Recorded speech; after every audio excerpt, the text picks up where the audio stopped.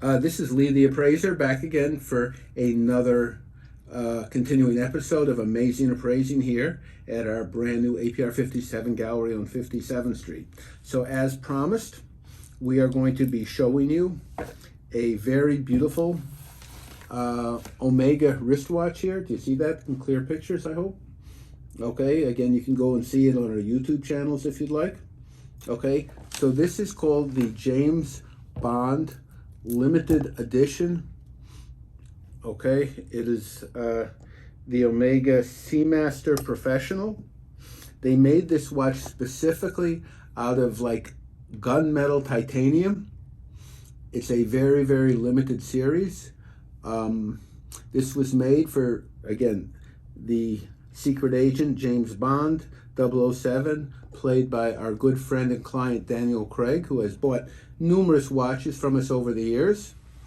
You want to make sure you give him a good deal because I believe he still has a license to kill.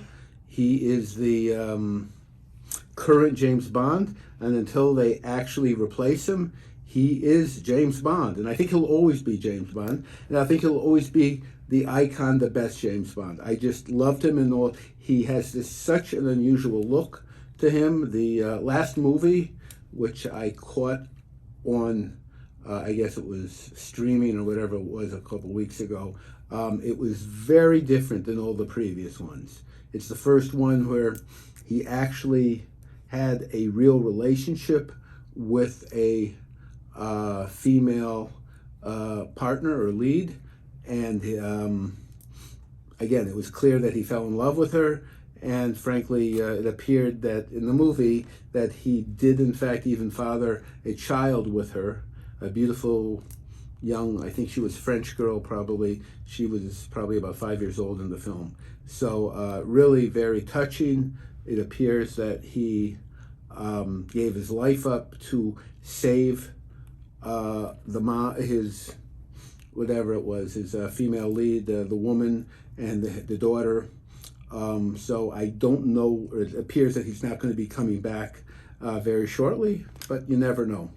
Anyhow, so this watch was made specifically for him.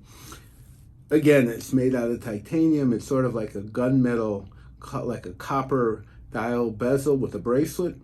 It is in tremendous demand from the Omega boutique. They can't be purchased. The retail price is about 10 grand, but you can't get them. We're a wholesaler. We discount the watches. We just sold this one for, a little less than the retail price to one of our good clients in California. That being said, he was originally, the first James Bond watch was the Rolex that Sean Connery wore in, I think it was 1960, one of his early movies. And that was classified as the first James Bond watch. So the Submariner was associated with Sean Connery's James Bond for like the first, probably, I would say 10 years or so. And then it switched to a couple different watches. Daniel Craig, his James Bond was associated to the Omegas, a number of the different Seamasters that he wore. And of course, this is a very good promotion for both James Bond and the Omega brand. We love Omega. We recommend them. They're one of the best and most popular brands around. If you have any Omegas that you want to question or authenticate, please bring them in. In fact, I believe the Omega Boutique recommends us as if you're looking for a vintage watch or you need a vintage Omega repaired. We're happy to service them and appraise them and help you and them in any way possible.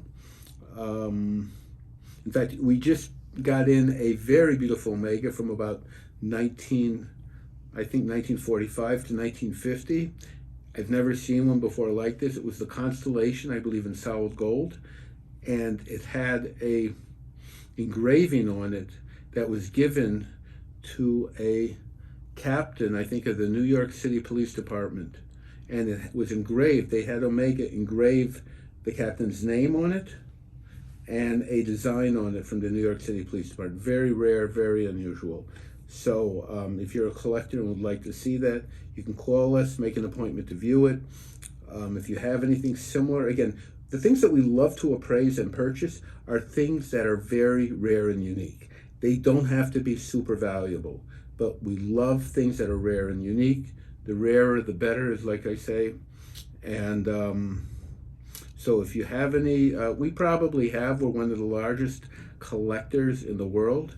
We have over 30,000 watches in our collection, and we have about probably over 1,000 Omegas. So if you like Omegas and you want to get a sense of their different styles and varieties, please come in. Of course, they were known for their Speedmaster, which is the first watch that was on the moon. And it's very beautiful, interesting. I'm going to, actually, you know what? I'm going to talk about that watch in just a couple minutes. We're going to take another short break, and we'll be right back after this very brief message. It's going good, right? Mm-hmm. Good. Very okay. Good. Lee the Appraiser back for another segment of Amazing Appraising here in our brand new gallery, APR 57 in New York City on 57th Street. So we're talking about various collectibles. This is the show that if you want something appraised, you want to learn about appraising, you want to learn about evaluating anything, we basically appraise anything of value, okay, except for real estate. We do stamps and coins and jewelry and watches, art and antiques, paintings, furniture, rugs, porcelain, coins, stamps, anything of value pretty much is what we appraise. So we were talking about watches, more specifically Omegas. We got into James Bond, what he used to wear, and now we're talking about the Omega Speedmaster, which is the first watch that was worn on the moon.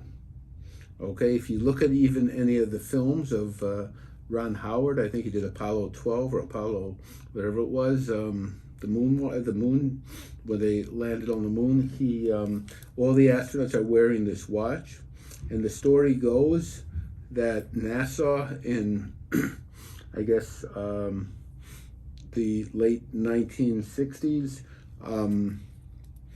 they were looking to make when they were ready to go on the moon, take the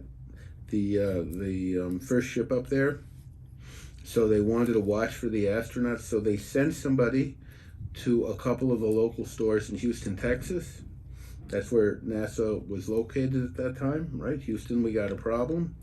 And they wanted a watch that was a chronograph. That means it had the stopwatch features so they could measure time if they had to do a stopwatch, minutes, hours, and seconds. And that was, it had to be mechanical because they wanted a watch that would be sort of what's it called? They help me here. At the atmosphere. They're going to be out of the atmosphere, so there was no gravity out there. So it had to be a mechanical watch. That means you wound it and it worked. It couldn't be automatic because if it was automatic, the rotation of the balance wheel would not typically rotate properly. So it had to be a mechanical watch. It had to be a chronograph, and it had to be easy to read. So they bought a number of watches, and the Omega, they didn't tell the store what they were using them for.